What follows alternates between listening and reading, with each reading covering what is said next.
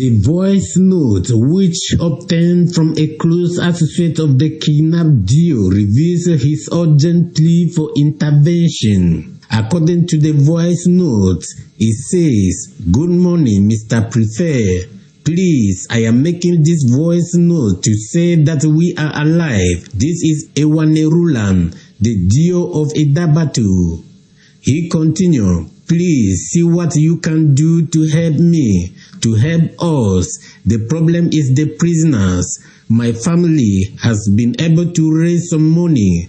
We are sick here. Please tell the governor to forward this message to the minister, His Excellency Paul Atanganji. Help us. Don't let us to die in the hands of these people." The duo indicated that the kidnappers are growing more impatient and could kill him and Etongo Ismail, a worker of the Idabatu Council who kidnapped alongside the duo on October 1, 2024. Since their kidnap, Mr. Ewane and Mr. Etongo have only been seen once in a distressing video in which they were being severely tortured. The divisional officer was kidnapped around 2 a.m. on October 1, 2024 after armed invaders broke into his residence at Idabatu, a maritime town in the once disputed Bakassi Peninsula. The area, 90% of whose inhabitants are Nigerians, is a fertile ground, has been prone to attacks by pirates and Biafra separatists from Nigeria. Mr. Ewanerulan and Etongo Ismail were kidnapped by armed men believed to have crossed over from Nigeria. Local authorities attribute the kidnapping to Nigerian pirates and have detained several Nigerian nationals living in Idabatu. The kidnappers initially demanded a ransom of $5 million, but later dropped the amount. The family has been struggling to raise the money, but their efforts are limited. The government has reportedly not made any financial provision to secure the duo's release.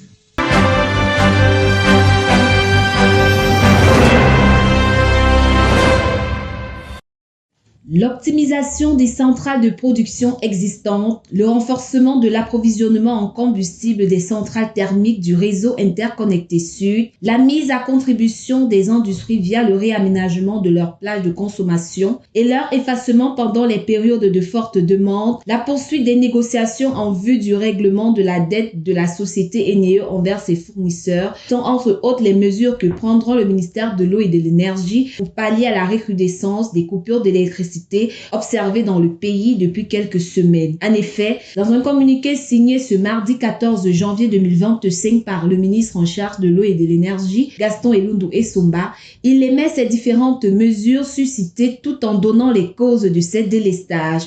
Entre autres, les perturbations dans le réseau interconnecté Sud dues à une baisse de production de 70 MW dans les centrales hydroélectriques de Sanloulou et DDA, les changements climatiques et les factures impayées à Eneo, pour ne citer que cela. Par cette communication, le ministre tient à rassurer les populations tout en leur demandant de continuer à faire preuve de patience.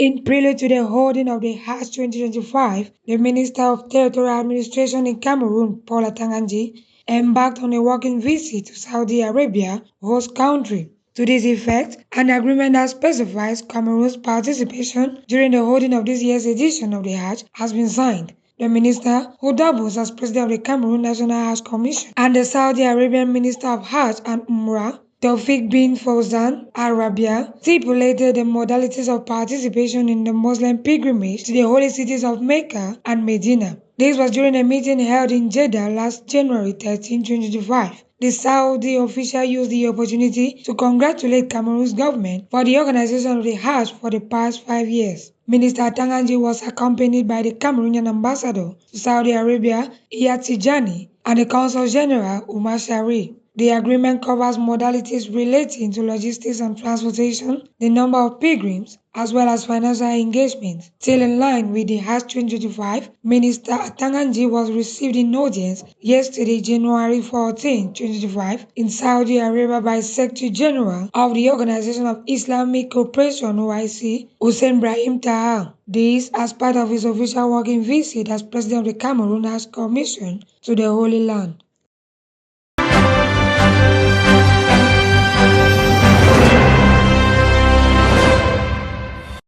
La Confédération africaine de football CAF a annoncé ce mardi 14 janvier 2025 le report du championnat d'Afrique des Nations CHAN Total Energy Kenya, Tanzanie, Ouganda 2024. Initialement prévu du 1er au 28 février 2025, il a été reporté pour le mois d'août sans autre détail sur les jours exacts. Ainsi, le report de ce tournoi est justifié du fait que certains experts des 3 pays organisateurs ont nécessité d'un temps supplémentaire pour s'assurer que les infrastructures et installations soient à niveau pour recevoir ce rendez-vous du football africain. Pour l'heure, les préparatifs du CHAN se poursuivent avec le tirage au sort du championnat qui aura lieu ce mercredi 15 janvier 2025 à 20h à Nairobi, au Kenya.